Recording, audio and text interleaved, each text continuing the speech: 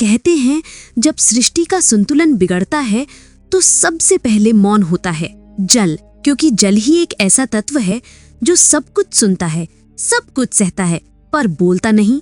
सतयुग, त्रेता, द्वापर और अब कली का अंतिम चरण था।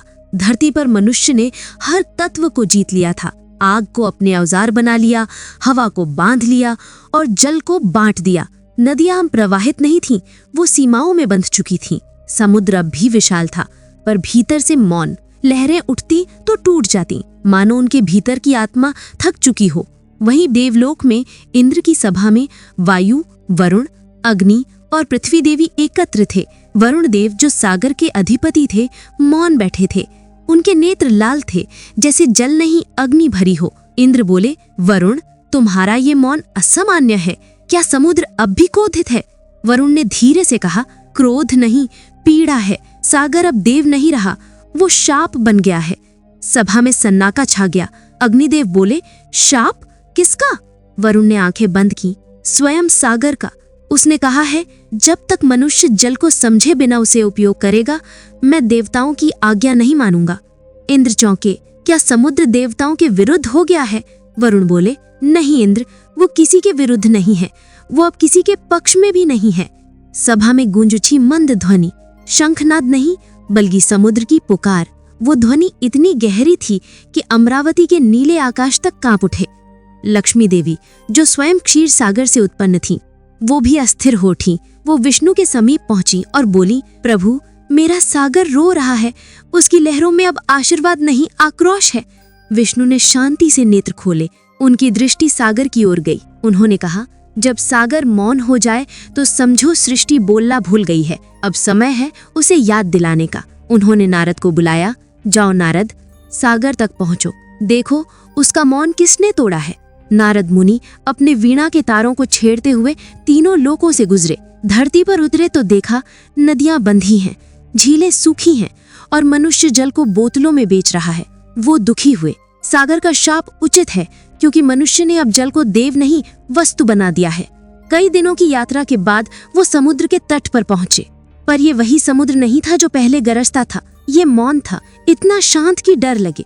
लहरें स्थिर थीं, जैसे समय ठहर गया हो।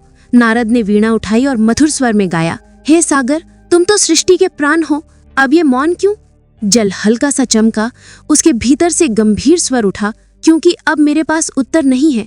मैंने देवों को जन्म दिया, पर अब वही देव मेरे आंसू नहीं पहचानते। नारद ने कहा, क्या तुमने सचमुच देवताओं को त्याग दिया है? नहीं, मैंने उन्हें दर्पण दिखाया है। जब तक मनुष्य अपने हृदय को शुद्ध नहीं करेगा, मैं किसी यज्ञ में सम्मिलित नहीं हूंगा, किसी आहुति को स्वीकार नहीं करूंगा। नारद ने गंभीरता से पूछा, तो अब क्या होगा? सागर ने उत्तर दिया, अब सृष्टि को जल के बिना जीना सीखना होगा, और जब वो मृत्यु के समीप पहुंचेगी तब मुझे स्मरण करेगी। उसी दिन मैं उसे अंतिम अवसर दूंगा। नारद का हृदय कांप उठा। वो तुरंत वैकुंठ लौटे, विष्णु के चरणों में झुके और बोले, प्रभु, सागर ने आपको पुकारा नहीं, उसने आपको चुनौती दी है। विष्णु मुस्कुराए, हर तत्व का धर्म है संतुलन। सागर ने वही किया है जो उसे करना था। लक्ष्मी की आंखें भर आईं। प्रभु, क्या पृथ्वी पर प्रलय आएगा?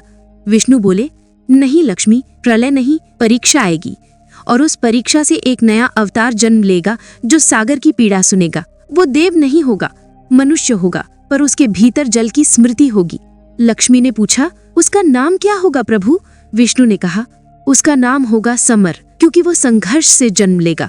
और उसी क्षण धरती पर एक बालक का जन्म हुआ, एक मछुआरे के घर में, जिसके जन्म के साथ ही लहरें फिर उठीं, आकाश गूंज उठा, जल ने फिर सांस ली। वो बालक जिसे कोई नहीं जानता था, वो वही था जिसे स्वयं समुद्र ने भेजा था अपने शाप को मिटाने के लिए। वर्ष बीतते गए। वो बालक जो समुद्र की लहरों के साथ जन्मा था, अब युवा हो चुका था। नाम था समर। वो एक मछुआरे का पुत्र था, पर उसके भीतर समुद्र की नमी थी, आंखों में लहरों का गहरापन। जब बाकी बच्चे लहरों से डरते थे, वो उनसे बातें करता था। कई बार गांव वाले हंसते, ये बालक पागल है, समुद्र से बातें करता है जैसे वो उसे उत्तर देता हो। पर समर जानता था, वो पागल नहीं, बल्कि सुन रहा है वो आवाजें जो औरों के कानों तक नहीं पहुंचती। हर रात वो तट पर जाकर बैठता, हवा में नमक की गंध महसूस करता और लहरों की ओर देखता। कभी कभी लहरें उसके पास तक आती और ऐसा लगता जैसे कोई अदृश्य हाथ उसके बालों को छूकर चला गया हो। एक रात जब चांद पूरा था और समुद्र अजीब सा शांत, समर ने अपनी नाव किनारे लगाई और कहा, आज कुछ अलग है, समुद्र बोलने वाला है। उसने आंखें बंद की और तभी लहरों से एक स्वर उठा। वो स्वर गहरा, गंभीर और करुण था। समर। समर ने चौंककर इधर-उधर देखा। कौन? मैं हूं, आवाज आई। वो जल जिसने तुझे जन्म दिया है। समर कांप गया। सागर? हाँ, मैं वही जिसे तुम हर दिन देखते हो पर कभी समझते नहीं।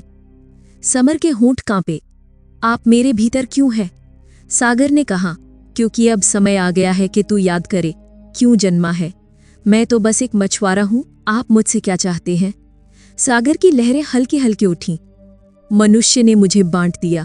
हर देश, हर नगर, हर सीमा ने मेरे प्रवाह को काट दिया। अब मैं देव नहीं, कैदी हूं, और जब जल कैद हो जाए तो सृष्टि सूख जाती है। तू वही है जो मेरे शाप को तोड़ सकता है। मैं? समर ने हैरान होकर पूछा।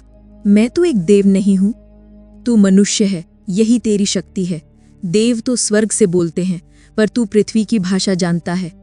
सिर्फ तू ही मनुष्य और देव दोनों के बीच सेतु बन सकता है। समर मौन हो गया। उसने कहा, अगर ये सच है तो मुझे क्या करना होगा? सागर ने उत्तर दिया, देवलोक को पुकार। उन्हें याद दिला कि सृष्टि के तत्व मौन में ही रह सकते। मैंने उन्हें बुलाया है, लेकिन वे केवल देवों की वाणी सुनते हैं, मनुष्य की नहीं। अब तू उन्हें दिखा कि मनुष्य में भी देवत्व है। समर ने आंखें खोली। लहरें शांत थीं, पर हवा में कुछ बदल गया था। उस रात उसका मन विचित्र हो उठा। सपनों में उसे दिव्य दृश्य दिखने लगे। आकाश में शंख बजता और जल के भीतर से स्वर्णिम दीपक तैरते हुए ऊपर उठते। अगली सुबह वो गांव से निकल पड़ा। लोगों ने पूछा, कहाँ जा रहा है समर? उसने बस इतना कहा, जहां से लहरें आती हैं। वो समुद्र की लहरों में कदम रखता गया। लहरें उसे ढंकती रहीं, पर वो डूबा नहीं, बल्कि उसका शरीर प्रकाश में बदलने लगा। समुद्र ने उसे निगल नहीं लिया, उसे अंदर बुला लिया। उसके सामने अब एक नया संसार था, नील प्रकाश से भरा, जहां जल में भी प्रकाश तैर रहा था। महाशंखों की दीवारें थीं और लहरें मंत्र गा रही थीं। वो बोला, क्या ये सागर का हृदय है? एक स्वर गूंजा, नहीं, ये सागर का स्मरण है। उसके सामने एक आकृति बनी। वो था वरुण देव। उनकी आंखों में गहराई थी, जैसे उनमें संपूर्ण सृष्टि तैर रही हो। प्रणाम देव। समर झुका। क्या आपने मुझे बुलाया? वरुण बोले, तुझे नहीं, तेरे भीतर की स्मृति को बुलाया गया है। तू सागर की आत्मा का अंश है। तू उसी का पुत्र है जो अब अपनी माने पृथ्वी को पुनः जल देना चाहता है। समर बोला, पर मैं तो मनुष्य हूं, देवों के कार्य मैं कैसे कर सकता हूं? वरुण ने हाथ उठाया। जल की एक लहर उठी और समर के माथे पर टकराई। अचानक उसके भीतर एक स्मृति जागी। उसने देखा सृष्टि का प्रारंभ, जब विष्णु क्षीर सागर में शयन कर रहे थे और जल में से कमल निकला था। उस क्षण उसने महसूस किया कि वो जल का ही अंश है, वो मनुष्य नहीं, स्मृति का वाहक है। वरुण बोले, तू देवों को याद दिलाएगा कि जल केवल देवत्व का प्रतीक नहीं, वो चेतना है। और यदि देव ना सुने तो तू उन्हें सागर का शाप दिखाएगा। कैसा शाप? जो अब जगने वाला है। तभी चारों तरफ से अंधकार छाने लगा। नील जल काला हो गया, गर्जना हुई और सागर का हृदय कांप उठा। वरुण देव की आंखें फैल गईं। समर, सागर का क्रोध जाग चुका है। अब यदि तू नहीं रुका तो जल स्वयं विनाश का रूप ले लेगा। समर घबराया नहीं। उसने हाथ फैलाए और कहा, मैं अपने पिता को बुलाता हूं। वो चिल्लाया, सागर, अगर मैं तेरा पुत्र हूं तो अपनी लहरों को रोक। जल थम गया। कुछ क्षण के मौन के बाद समुद्र की गहराइयों से एक हल्की नीली रोशनी उठी। वो समर के हृदय में समा गई। वरुण देव ने कहा, अब तू केवल समर नहीं, तू सागर नंदन है, जल का रक्षक। देवों तक पहुंच और उन्हें चेतावनी दे, सागर का शाप आरंभ हो चुका है। समर ने प्रणाम किया। उसका शरीर फिर से मानव रूप में लौटा, पर उसकी आंखें अब जल जैसी थीं, नीली, गहरी और शांत। वो समुद्र से बाहर निकला। आकाश में सूरज चमक रहा था, पर उसकी लहरें अब भी कुछ कह रही थीं। जल ने तुझे स्वीकार किया है। वो जान गया अब उसे देवलोक जाना होगा, क्योंकि मनुष्य की ये यात्रा अब देवताओं की परीक्षा बनने जा रही थी। समर, जिसे वरुण देव ने सागर नंद कहा था, देवताओं का आवाहन करने के लिए यात्रा पर निकला। उसकी आंखों में जल की चमक थी और कदमों के नीचे धरती कोमल पड़ती जा रही थी, जैसे पृथ्वी स्वयं उसकी राह बना रही हो। आकाश के ऊपर देवलोक में इंद्र की सभा बुलाई गई। वहां बैठे थे इंद्र, अग्नि, वायु, वरुण, यम, पृथ्वी देवी और ब्रह्मा स्वयं। उनके बीच विष्णु की छाया थी, पर विष्णु स्वयं उपस्थित नहीं थे। सभा का वातावरण गंभीर था। इंद्र ने कहा, वरुण, तुम्हारे सागर की शांति अब विनाश बन चुकी है। लहरें उठ रही हैं, तट डूब रही हैं, मनुष्य भय में है। तुम्हारा मौन अब प्रलय बन गया है। वरुण ने सिर झुका लिया। मैंने नहीं, सागर ने ये चुना है। उसने चिताया था, जो मेरा सम्मान नहीं करेगा मैं उससे जीवन का जल छीन लूंगा। अग्निदेव बोले, पर अब ये चेतावनी नहीं, शाप बन गई है। वरुण बोले, और शाप तब जन्म लेता है जब देव अपने धर्म से च्युत हो जाएं। इंद्र क्रोधित हुए। वरुण, क्या तुम हमें दोषी ठहरा रहे हो? वरुण ने शांत स्वर में कहा, मैं नहीं, सागर कह रहा है, और अब मनुष्य का पुत्र उसे रोकने आया है। सभा में हलचल मच गई। मनुष्य? इंद्र ने कहा, एक साधारण मानव देवताओं के सम्मुख। और तभी सभा के द्वारों पर हल्की नीली आभा फैली। वो आभा बढ़ती गई और उसके भीतर से समर प्रकट हुआ। उसका शरीर साधारण था, पर उसकी आंखों में गहराई थी, जैसे स्वयं क्षीर सागर उसमें प्रतिबिंबित हो।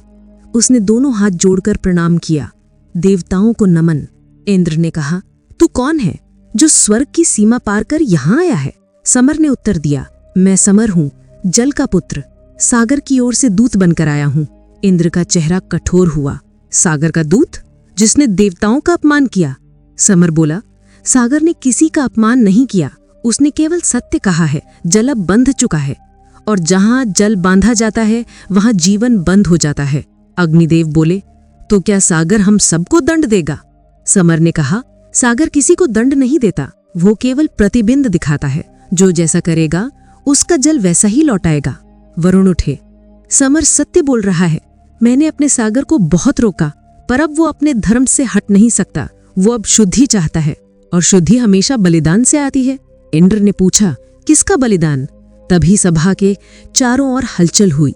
धरती कांपी, आकाश अंधकार से भर गया और नीचे पृथ्वी पर सागर उफान मारने लगा। महाद्वीप दरकने लगे। वायु बोली, ये तो सागर का शाप है।